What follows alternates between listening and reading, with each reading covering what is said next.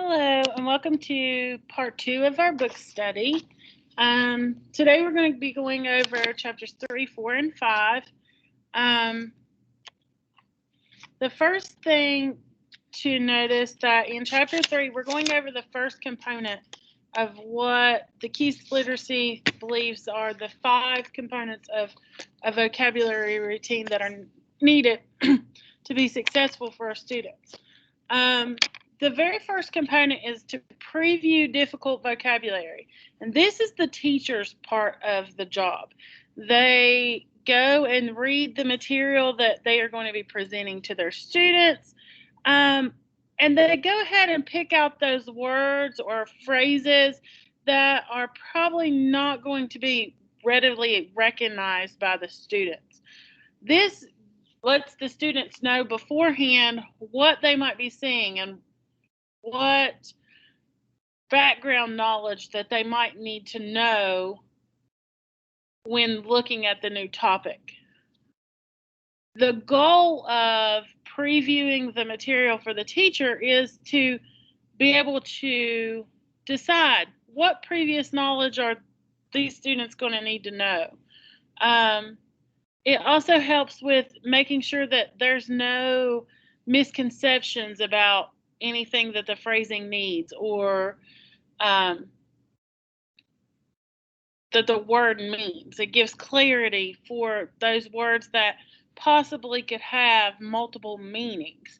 And it just familiarizes the students with the words that you're going to be using. How should we pick out the words that should be previewed? And the chapter goes into a lot of detail about how, as teachers, we should be able to pick out those phrases and words that probably don't have a very clear understanding when you're just reading the text, but they will be crucial to being successful in the academic content that we're in. This is based on getting to know your students very well.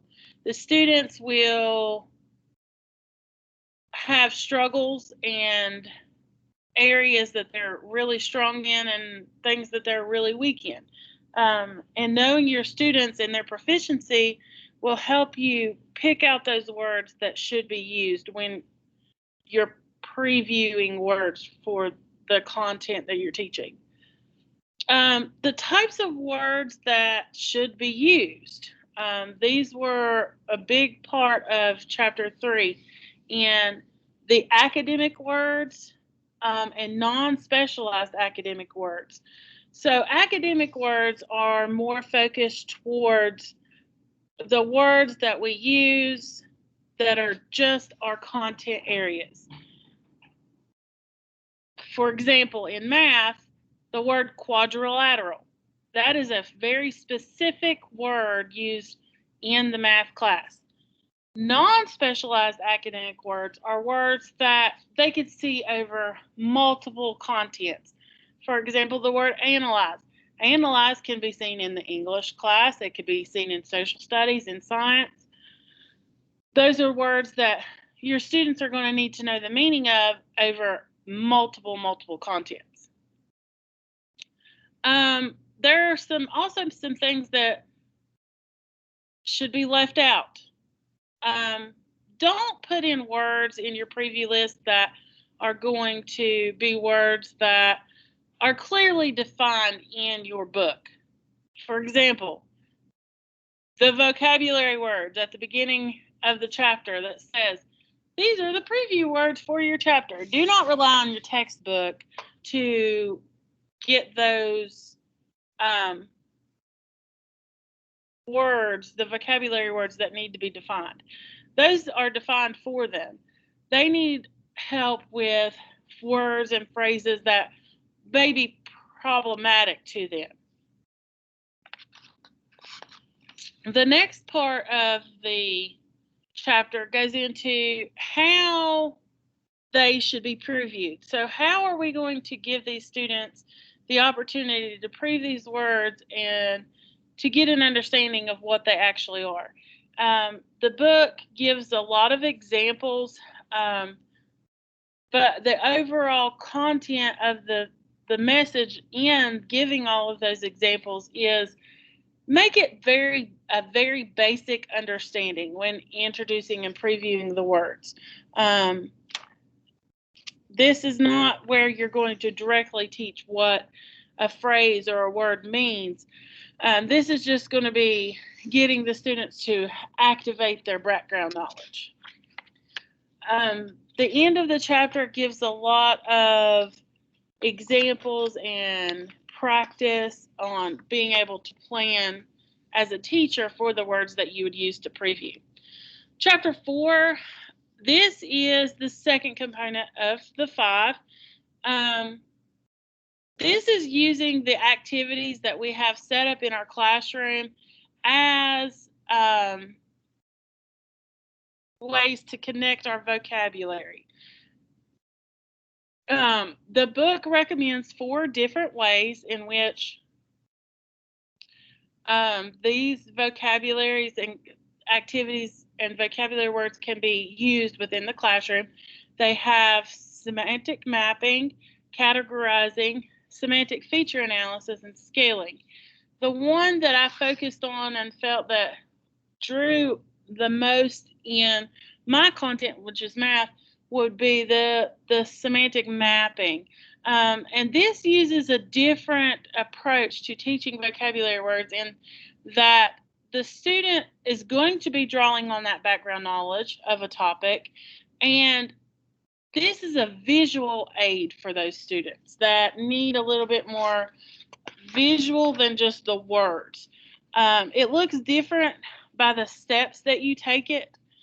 The very first one can be giving the students a word and saying, okay, now brainstorm and tell me all the other words that you can think of that might be related to this word. And the book uses the example of baseball. And they have the example set up, and baseball could be a bat, hot dogs, a catcher, diamonds. Like there's a bunch of different words that are used in the brainstorm.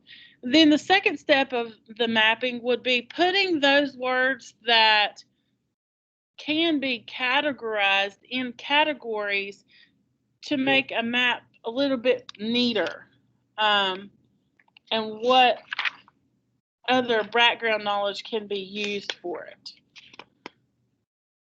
Categorizing, the book just shows different examples of how to categorize and gives a few examples of why it works when teaching vocabulary.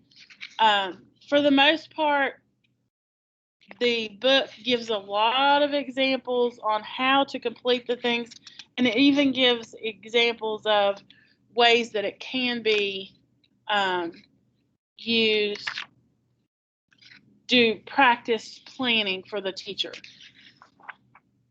The final component that we're going to look at in this part of the book study was how to select those words that we're going to teach in depth. And that means just vocabulary words that we can't just give a synonym or an antonym and the student automatically knows what those are going to be. These are the ones that we're going to have more discussion or more practice using. And I found it interesting in the beginning of the chapter, it says that students who have 400 new words per year gain in vocabulary and comprehension. So if those students are getting 400 new words in math and 400 new words in English and 400 new words in social studies, all of these words that they're learning and the vocabulary that they're doing makes it easier for them to comprehend and read across all curriculum. The book goes into 3 tiers of words. So it spoke a little bit about this in the previous chapter, where it talks about the academic word, the subject-specific words, and then the total content words. Tier 1 is our everyday speech. These are words that we would use when we're talking to our friends or our family members. Students usually learn these very young. The Tier 2 words are the words that they start using when they're starting to write language and to use text. Those are the words that they're going to see within the text that they might not use in their daily language. And then the third is the specific to content. So the words in math class like equilateral and prism and things of that nature that they might not see outside of the math classroom.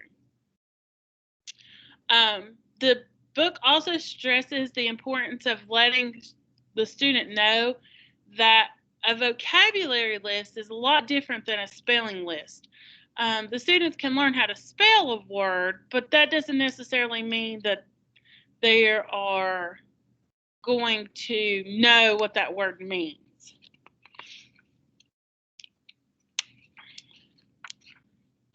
It gives examples of how to teach in depth with each word, and it gives some of the examples that is given is multiple exposures to the word in different contexts. So that could be in using the word in a game, or using the word in your lesson, using the word in a sentence, having a discussion about that word, giving synonyms, giving antonyms, using that word as many different ways as possible will help to foster that learning of the new vocabulary. The best strategy that the book has to offer, in my opinion, was the personal vocabulary notebook. I work with middle school students, so it's a lot easier to have the work focused on the student at times, and this personal vocabulary notebook gives the student not only what the teacher would like as far as vocabulary, but it also gives them a way to be in charge of their education and pick out phrases and words that they are interested in. Overall, the first three components, there is a lot of different examples and ways in which they can be used in all content areas. I think it's a good idea for the vocabulary to be used in all different content areas.